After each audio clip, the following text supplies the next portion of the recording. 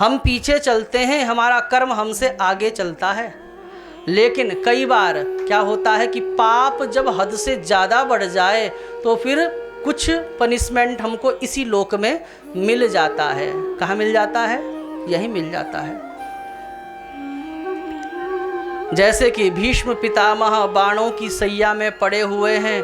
भीष्म पितामह को भगवान ने दर्शन दिए। पितामह ने कहा, हे केशव, मैं इतनी बड़ी शंका को लेकर मरना नहीं चाहता। भगवान ने कहा, क्या हुआ?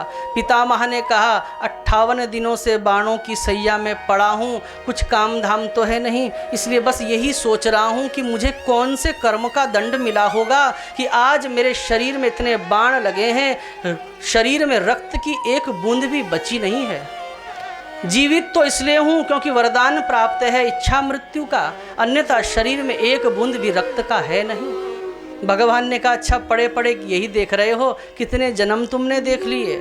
पितामह ने कहा, मैंने 99 जन्म देख लिए, कोई भी मेरा कर्म ऐसा नहीं है केशव जिसके कारण मुझे ये कष्ट उठाना पड़ रहा है। भगवान ने कहा, एक बैकगेर और मारो, एक जन्म और पीछे जाओ। पितामह पीछे गए तो क्या देखते हैं, उस जन्म में पितामह राजा थे। एक बार जा रहे थे, मार्ग में कोई अधमरा सा सर्प पड़ा हुआ था और उनके अनुचरों ने कहा कि महाराज सर्प पड़ा हुआ है, इसको किनारे कर देते हैं। तो राजा को मस्ती सूझी। राजा ने कहा, नहीं नहीं, किनारे क्यों कर देते हैं, खेल करेंगे। और घोड़े में बैठे बैठे ही ऐसे बाण की नोक में सर्प को लगाया और ऐसे उछाला तो वो सर्प सीधा जाके एक कटीली झाड़ियों में गिरा, कांटे बिधने से उसका प्राणांत हो गया।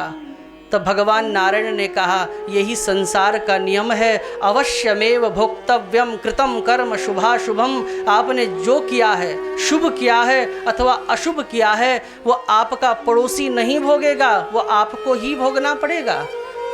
कटीली झाड़ियों में बिधने से उसकी मृत्यु हुई, इसलिए आज तुम भी कटीले बाणों में पड़े हुए हो। कर्म हमारा पीछा नहीं छोड़ता है।